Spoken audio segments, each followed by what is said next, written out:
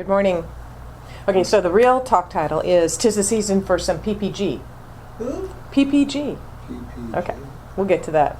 This morning it's my intention that as we deck the halls of our hearts and our minds with the peace, power, and grace of God in the midst of all that is yet remaining on our Christmas to-do list and all that may be going on in our lives at this time, because it is a busy time of the year, I always like to check in about now to see who has all of their holiday shopping done.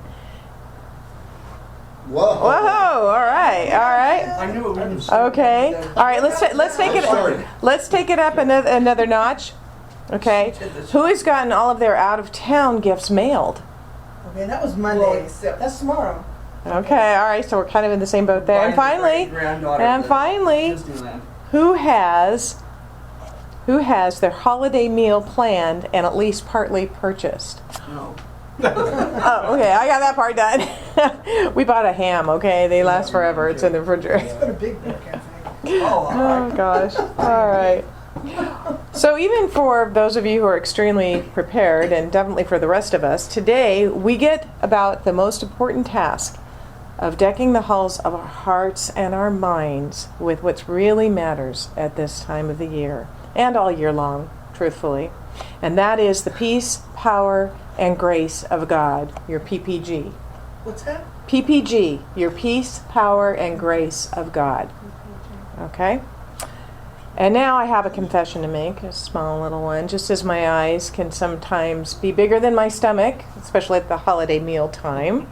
Has anyone had that experience? Oh, yeah. I think perhaps my desire to cover the ideas of God's peace, power, and grace in one talk may be a little bit more than we have, time allotted. But we'll just stay all afternoon, right? No, we won't. All right, so I'm going to spend a little time talking about peace and a little bit of time talking about power. And then I'm going to spend most of my time talking about grace. Okay, because when we get to the grace part, that's when the peace and the power pretty much all fall into line. So let's take just a few minutes to look at peace. I wondered what I would say briefly about peace this morning, and then I found this really beautiful poem, and it's called Prayer for Peace, and it was offered by Ilchi Lee, a Korean spiritual teacher whose mission it is to bring about world peace. What a lovely mission, isn't it? All right. This prayer was offered at the opening ceremony of the Millennium World Peace Summit of religious and spiritual leaders in the General Assembly Hall of the United Nations on August 28th, 2000. All right, so it's a little bit old, but it's still appropriate. And the prayer is not in the form of an affirmative prayer such as we teach here, but it's very powerful and it's very beautiful, and here it is. I offer this prayer of peace not to the Christian God, not to the Buddhist God, not to the Islamic God, nor to the Jewish God, but to the God of all humanity. For the peace that we wish for is not a Christian peace, not a Buddhist peace, not an Islamic peace, nor a Jewish peace, but a human peace for all of us. I offer this prayer of peace to the God that lives within all of us, that fills us with happiness and joy to make us whole and help us understand life as an expression of love for all human beings. For no religion can be better than any other religion, for no truth can be truer than any other truth, for no nation can be bigger than the earth itself.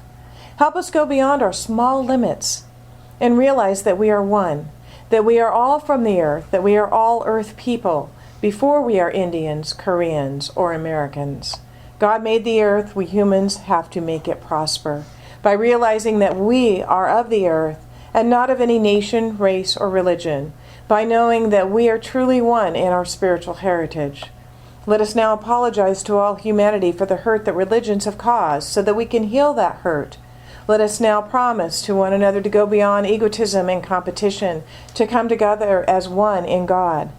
I offer this prayer of peace to you, the Almighty, to help us find you within all of us, so that we may stand proudly one day before you as one humanity. I offer this prayer of peace with all my fellow earth people for a lasting peace on earth. Isn't that beautiful? It's just a beautiful prayer. And that lasting peace on earth can only happen as there is peace within each of us, and then we spread that peace to those we come in contact with. Lao Tzu reminded us that if there is to be peace in the world, there must be peace in the nations. And if there's to be peace in the nations, there must be peace in the cities. And if there's peace to be in the cities, there must be peace between neighbors. And if there's to be peace between neighbors, there must be peace in the home. And if there's to be peace in the home, there must be peace in the heart. It all comes back to the individual. We are the ones with the power, and that's where it starts. Ernest Holmes writes, "Peace is at the center of your own soul. It is the very being, with capital B, of your being. This peace, which is at the center of your being, has never been disturbed. It has never been afraid. How then shall you use this great gift which nestles at the very center of your being? You are to use it consciously. You are to speak the word of peace wherever discord appears. You must know that peace stills the tempest. You must know that your peace has all the power because it is the peace of God within you." He just sums it all right up, doesn't he? What might it look for you as you enter into this time before Christmas and move into the new year if you spoke the word of peace wherever discord appeared? What if you were that person this holiday season? When we are that person, we will absolutely be the peace, and this peace has all the power because it is the peace of God within you. Okay, so we're done with peace now. On to power. Let's look at power. There is a power for good in this universe, and we can use it. Ernest Holmes' famous quotation. And it's been tweaked a little bit for this morning, and I'm going to read it. And it's, "There is a power for good within us, and it is ready to express as us." How about that? A little more action-oriented. It's ready. It's ready to express as us. But we must allow it out. And as we allow it out through our thinking, our feelings, our attitudes and beliefs, our values, our actions, and our words, when you think you feel yourself to be a powerful man, woman of God, you do not make yourself this, but by your belief you release your innate potential. Thinking and feeling in this way does not change anything, but it does one extremely significant thing. It attunes you with the power which already is. It moves you into alignment. And when we consciously become one with the power, it shines through us. We've all seen those people that just glow, haven't we? That power, they're in alignment, and it just shines through them. And that's pretty important. In The Science of Mind, Holmes wrote, "In our ignorance of the truth, we have misused the highest power we possess. And so great is this power, so complete is our freedom in it, so absolute the domain of law through it, that the misuse of this power has brought upon us the very conditions from which we suffer. We are bound because we are first free. The power which appears to bind us is the only power in the universe which can free us."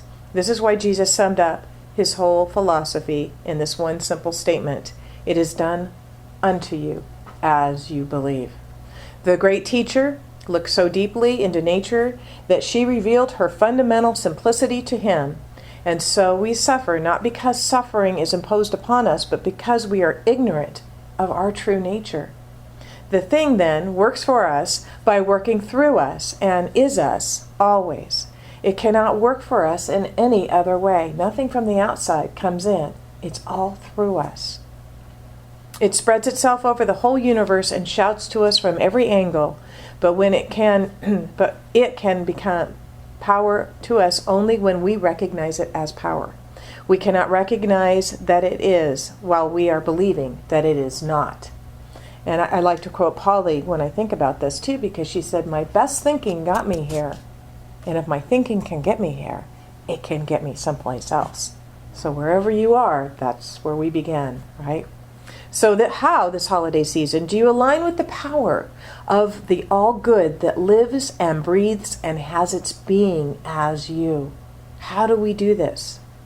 Well, perhaps we start believing in God's grace. And that brings me to grace, the last of our PPG this morning. New Thought teacher Eric Butterworth, who knows Eric, everybody's read a lot of his work, he once said, "It is true that as a man thinketh, so is he, and as you sow, so do he reap. As he sow, so do he reap. Yet, God's desire in you to express perfectly through you and as you is so great that you can never completely reap the harvest of error, as you always reap more than you sow of good. This, quite simply, is grace. Okay? Isn't that interesting? I thought that was just such an interesting quote.